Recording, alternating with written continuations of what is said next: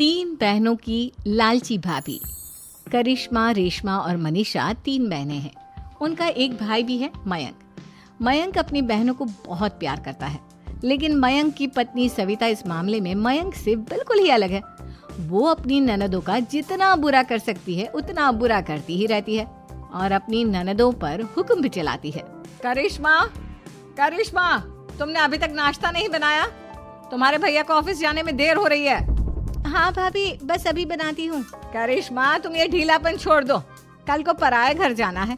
वहाँ अगर तुम इस तरह से काम करोगी तो लोग क्या कहेंगे कि माँ ने और भाभी ने कुछ सिखाया नहीं। और तुम्हारी दोनों बहनें कहाँ है? रेशमा मार्केट गई है और मनीषा सो रही है। क्या? सुबह के 8 बज रहे हैं और ये महारानी अभी भी सो रही है? ये कहते हुए सविता अपनी सास दुर्गा देवी के पास जाती है। माँ जी, देख रही हो अपनी बेटियों के तौर तरीके? क्या हुआ बहू, सुबह सुबह क्या कर दिया मेरी बेटियों ने? अरे एक तो अभी अभी उठकर किचन में गई है, दूसरी सुबह सुबह बाहर चली गई और तीसरी अभी तक सो रही है। क्या करूं मैं इन तीनों का, मैं तो परेशान हो गई हूँ। जा जाकर उठा उसे और रेशमा से मैं बात करती हूँ। सविता सीधा मनीषा के कमरे में जाती है और उससे कहती है, महारानी जल्दी उठो, सूरज सर पर आ गया है। भाभी थोड़ी देर और सोने दो ना, मैं रात को लेट सोई थी। वो क्या ना, यूनिट टेस्ट चल रहे हैं। शराफत से उठती है या नहीं, या फिर पानी की भरी बाल्टी डालूं तेरे ऊपर? नहीं नहीं भाभी, मुझे बिस्तर में नहीं लाना, उठती हूँ मैं। मनीषा जल्दी से उठकर बाथरूम में चली जाती है। सभी आराम से बैठकर नाश्ता कर रहे होते कि तभी रेशमा बाजार से हाथ में सामान लिए आ जाती है। रेशमा को देखते ही सविता उस पर बरस पड़ती है। लो, आ गई महारानी। ऐसा भी क्या सामान लाना था जो सुबह आंख मलते ही बाजार की तरफ रवाना हो गई? भाभी, कल आप ही तो चीख रही थी कि घर का सारा सामान मुझे ही लाना पड़ता है, घर में किसी को भी किसी काम से कोई लेना देना नहीं है। अब मैं बाजार जाकर सामान ले आई तो आपको इस बात से भी तकलीफ हो रही है?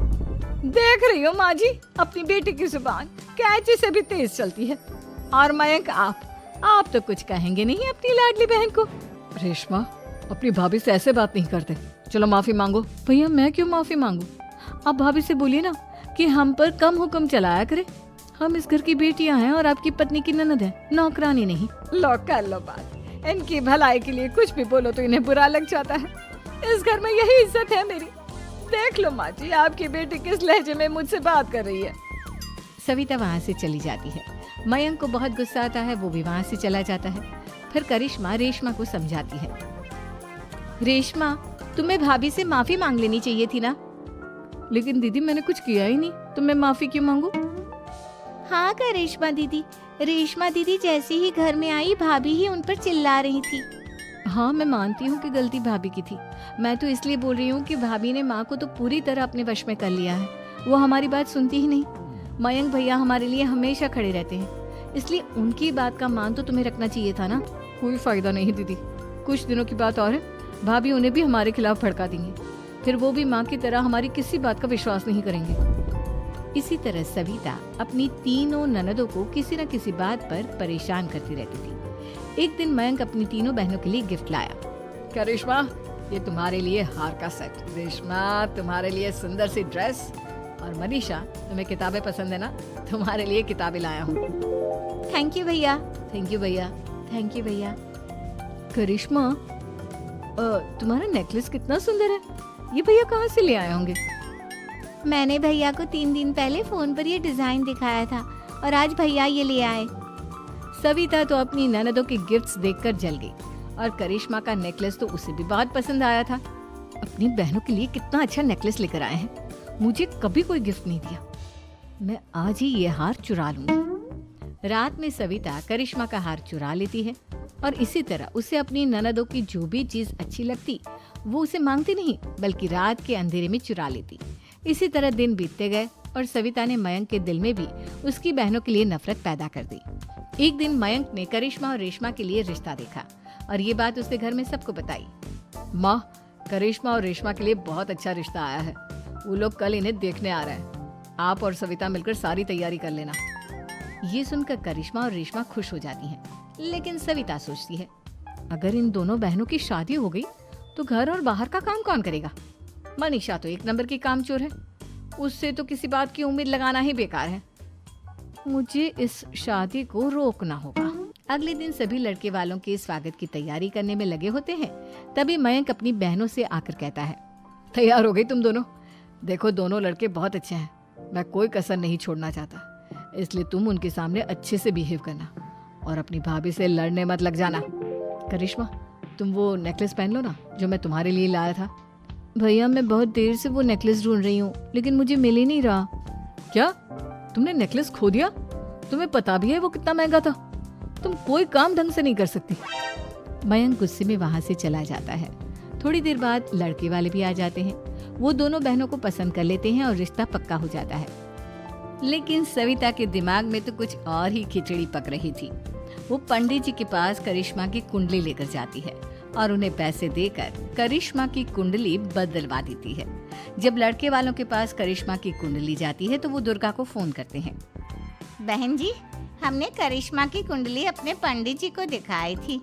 आपकी बेटी की कुंडली नहीं बल्कि दोषों का पिटारा है।